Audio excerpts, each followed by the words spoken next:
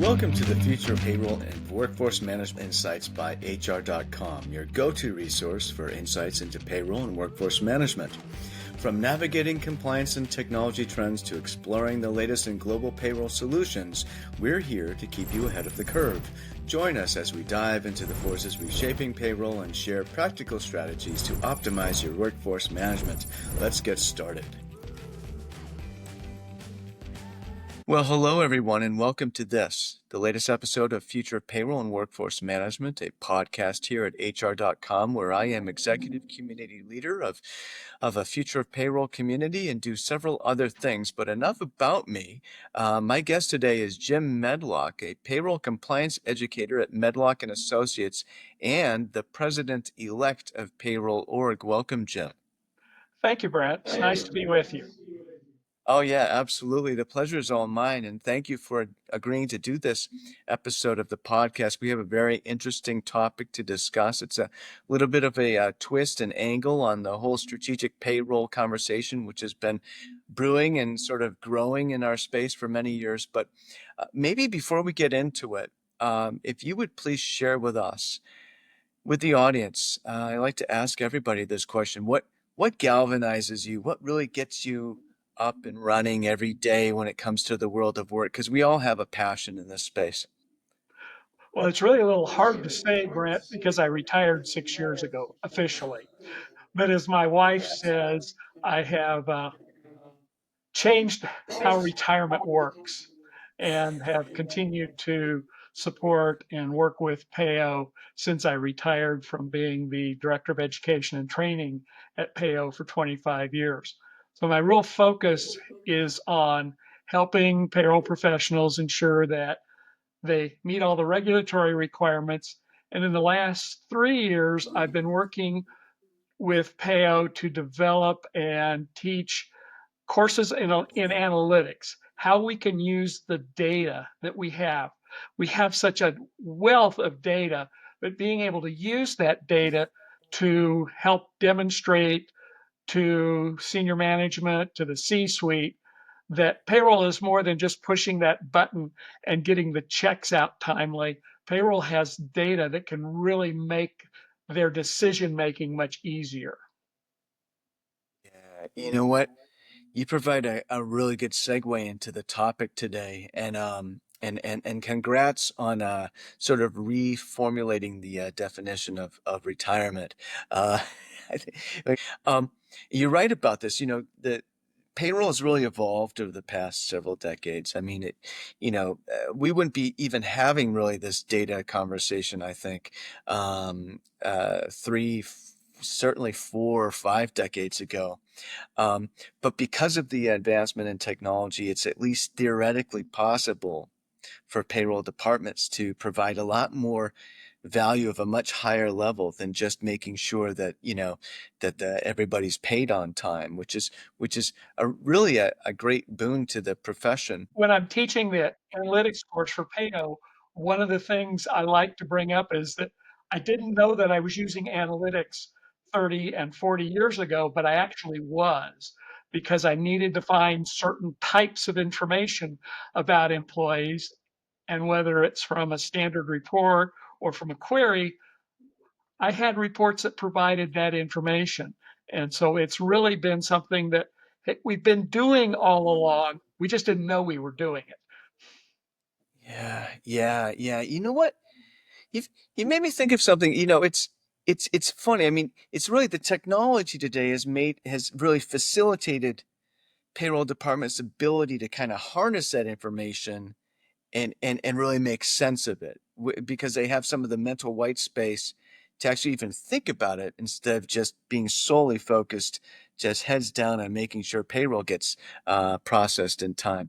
Maybe that's do you have sort of a reaction to that idea? I mean, maybe this goes back further than we thought in terms of the ability, at least theoretically, to be of strategic value. It's really, we didn't know we had the information and it was difficult to get to. The specific thing that I'm thinking of, because I worked at Denver Water, where we had employees all across the not only the city metropolitan area of Denver, but the mountains, because that's where our water is being collected from. And they worked 7 days a week, 24 hours a day. We had people working, and being able to make sure that those guys and ladies were being paid correctly required special reports, and we had them developed, even though now I could probably do them as a query and be able to get that information without having to have the IT department involved in it. But the data's been there. It's just it was getting to the data and being able to use it. Yeah, yeah, that's a good point. That's a good point. And everything was moving more slowly back then. We're talking about, I think, the sort of the 1970s at first anyway. And everything was kind of business just moved at a different speed back then. And it might have been there might have been sort of an attitudinal sort of or an attitude sort of factor there too with leadership. So I don't know if even if payroll had really been able to get to that information, whether it would have clicked. I mean, there's all sorts of things that happened in concert, kind of holistically in business since then have brought us to this point, don't you think? Maybe. Absolutely. And actually, I've got a good example of that. Because we were paying employees who worked in the mountains, we were mailing their checks to them the day before payday. So it would typically be 2 or 3, if not longer days. And then in the middle 1980s, we implemented this thing called direct deposit. And one of the employees who was working in the mountains was in the office one day, and he came by my office and said, "This is the best thing that has ever happened to me in work, because I'm getting my money in my bank account 7 days earlier than what I was, where I was getting the check and then having to mail it to the bank."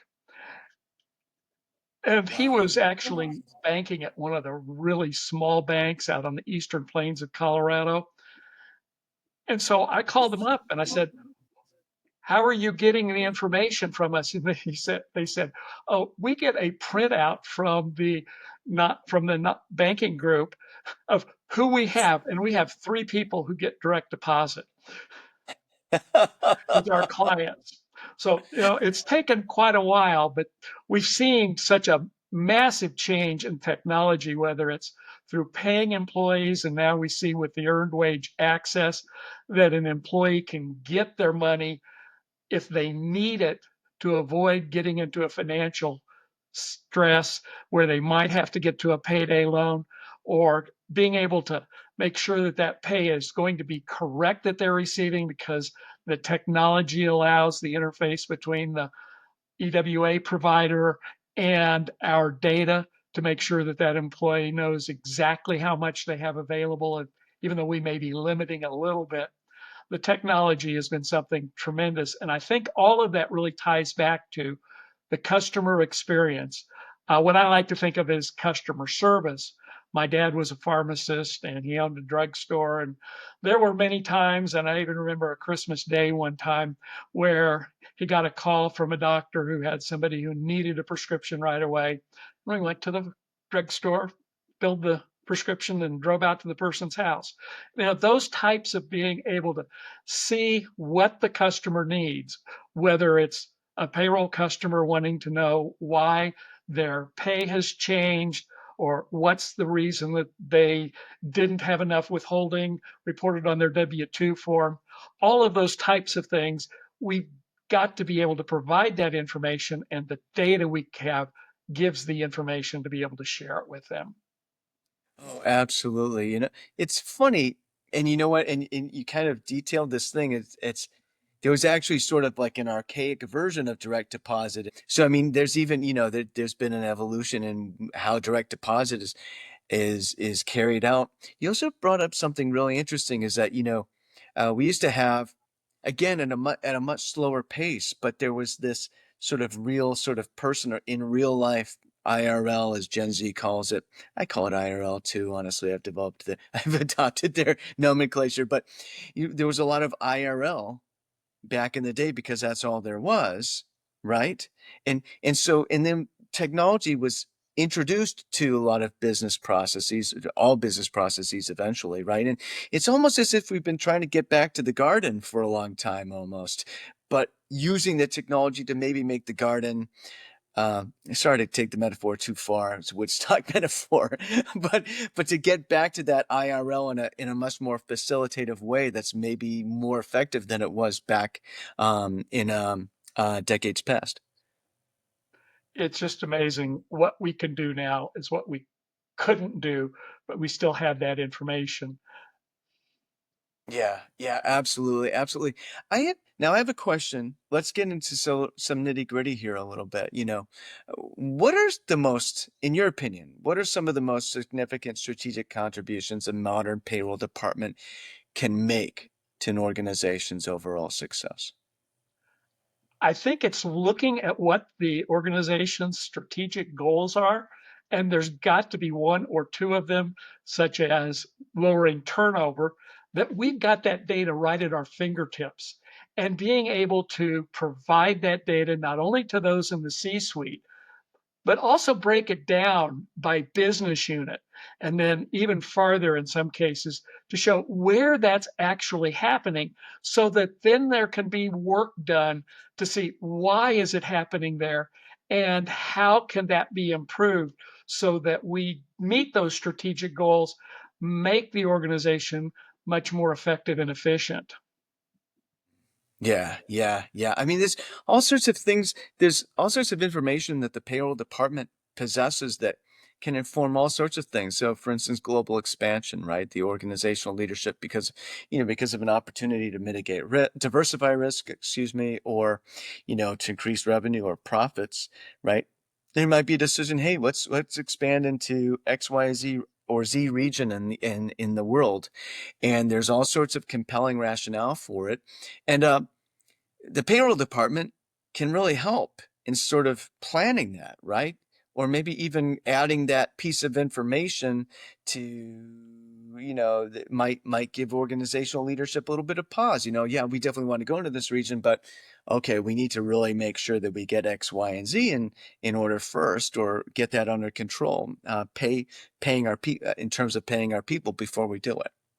And I think it's especially the case, Brent, in the nature of if we're in the M&A, merger and acquisition environment. I was talking to a colleague a couple of weeks ago. Her organization did a merger in a couple of states 8 years ago, and they are still dealing with some of the tax agencies in those areas because they didn't handle things correctly up front. And she admitted that I didn't know about it until actually the transaction had happened. And because we need to be involved at the beginning of these items to be able to look to see, does this really make sense from a financial point of view? Because in many cases, they're not looking at what are the expense side that we're going to see additional expenses, especially in the United States. It's with the state unemployment taxes or employment tax that we see in other countries or any of the other issues, because in many cases, our C suites, they're going to be thinking about what the rules are in the United States and not be aware if I'm going into the European Union, I may have to not be able to allow employees to work more than 35 hours in France, or that I might have to have a collective agreement in place to be able to have employees, or looking to see how I can have that one or two employees in that country without having to really set up a business in that country. It's really there's so many different issues that in many cases they're not thinking of because it's not something that's coming to their attention, because they're looking to say how can we expand the business, how can we look into new markets, and not looking at the full picture. And that's where we come in, because we have that full picture of the data and what are some of the issues. And especially now with going globally and our colleagues in payroll org who are paying in 50 to 100 countries, we can always find somebody through networking to give us a couple of hints that we want to look at before we move, especially in the global environment. Yeah, absolutely. Yeah, I worked on a EOR project in a previous life last year before I joined HR.com, and we were just looking at they needed my help working with an AI model, honestly, to figure out what are the differences in regulatory complexities or the regulatory landscape across regions of the world of the countries. Thank goodness I had AI, an LLM, large language model to help me, but one thing I learned is that, wow, there is a huge sort of difference across regions. It really differs across regions, and even in the United States, across the states, there's a large variance in the rules around paying people and otherwise employing them. I want to go back to one thing you said, made me think about with M&A. We had another. Guest on the podcast about I'd say a few weeks ago now, fellow who comes from an IT background, and he's very well versed in his employer's HRIS. And there's a lot of stuff to think about when it comes to bringing on, basically onboarding new to you employees. They're sort of almost force hired, right? When in M&A they become part of the new organization, and there's so much that can go wrong. Excuse me, let's put it this way: there's so much that can be addressed in the HRIS, and I would say by extension the payroll system as well, which of course plugs into the HRIS in certain ways, right?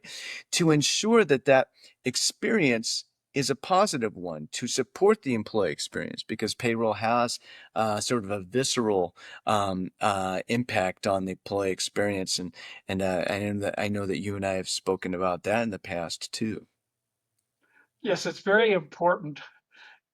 And I'm not directly involved in any mergers, thank goodness, but talking to my colleagues who are involved in it, and some of them on a day-to-day basis, it's really the timing in many cases, because we want to make it seamless for the employees who are coming into our organization and not have it complicated, like giving them two tax forms at the end of the year.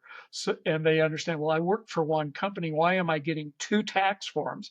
So making those kinds of things seamless, as well as reducing some of the issues that we'll have in the actual processing, makes it a big issue to make sure that we've made it easy for the employees, because we really, as we're bringing them in, we want them to feel welcome. We want them to be able to continue to be as productive as possible and not have to think, well, didn't I do all this a couple of years ago when I was first hired by this organization?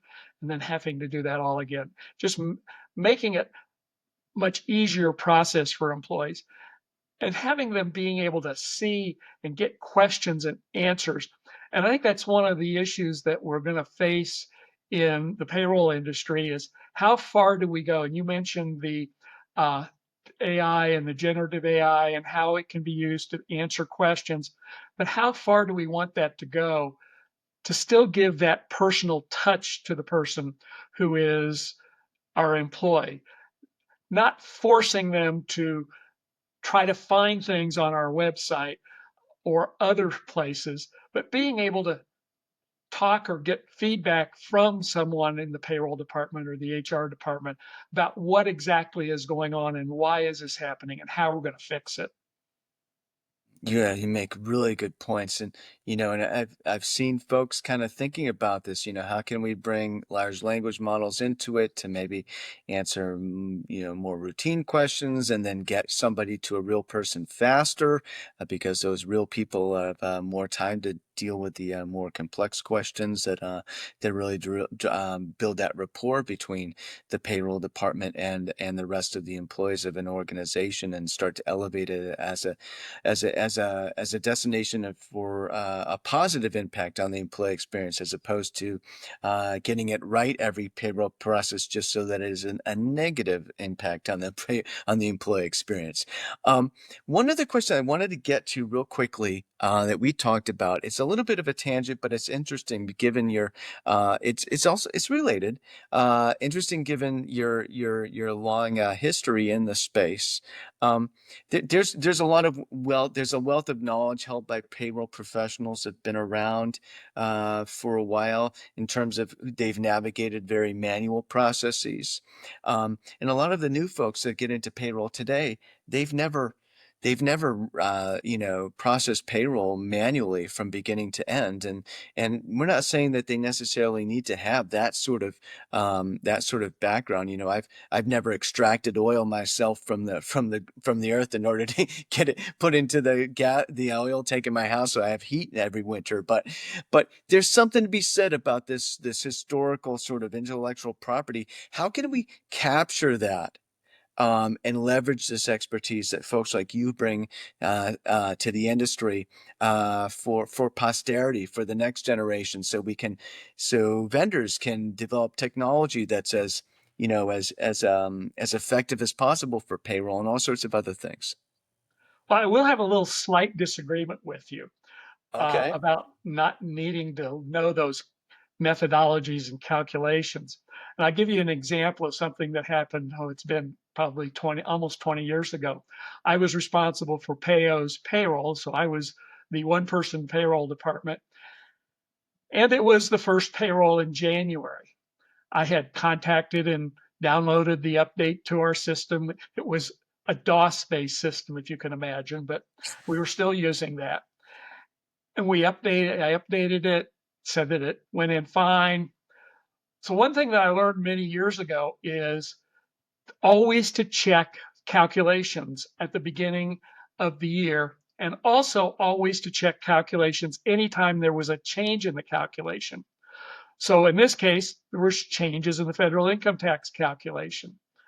And I got the report out and I got my tables, the new tables from the IRS, nothing matched. Now I knew that I only really needed to calculate two, now it would be three. The highest earning person claiming married status, the highest earning person claiming single, and now we'd also have to check for the highest paid person claiming head of household because of the way the tables work. If it's Mhm. working for those, it's going to be working for everybody else. None of them worked. And so just out of happenstance, I pulled the prior year's tax tables. There they were. They all checked. And I had to get back on the phone with the provider. If I hadn't done that, it would have been the full year before it would have been a problem. Because at that point in time, the tables reduced the income tax withholding a little, and I would have had every employee who had a larger refund than they would have expected because the tables hadn't been handled correctly. Whether it's a change in a contractual arrangement, if we have a collective bargaining agreement, if we add new payments that require us under the Fair Labor Standards Act to recalculate the regular rate of pay, being able to check those and understand how those calculations work. And that's one of the things I think PAO is really great at, whether it is our educational program or the certification programs, whether it's the fundamental payroll certificate or the certified payroll professional program. Even though our systems make the calculations, we really need to know what how those calculations work. Even though we're not going to be doing them on a manual basis, I was sure glad that my first job, which will be almost 50 years ago, the company had just implemented a computerized payroll system. But many times I had to go back and looking at things in history where I actually looked at what was the documents that were being used. I can't remember what they called them at that time, but where everything was manually written into the calculations. So I think there's still a lot of need for that ability to make the calculations, even though it may be, I'm not doing it for 1,000 or 100,000 employees, but being able to make sure those calculations are correct. Because if they're not, they're going to impact many employees, not just the ones we're making the checks on. Well, absolutely. That's a great point. There's a mitigation of risk in that comes part and parcel with this deep sort of historical knowledge of how to process payroll. You're absolutely right. Thank you so much for bringing up that example. That's really interesting. And Jim, thank you for joining us for this episode of the podcast. This has been a really fascinating conversation, an important one. Thank you very much for inviting me. I really appreciate the time. It's been terrific. Thanks for tuning in to the Future of Workforce Management and Payroll Insights by HR.com. We hope today's episode brought you valuable insights and fresh perspectives on the future of payroll and workforce management. Be sure to check out more episodes and explore resources at hr.com/podcast or wherever you listen to podcasts. Until next time, keep innovating and making a difference in the world of payroll and workforce management.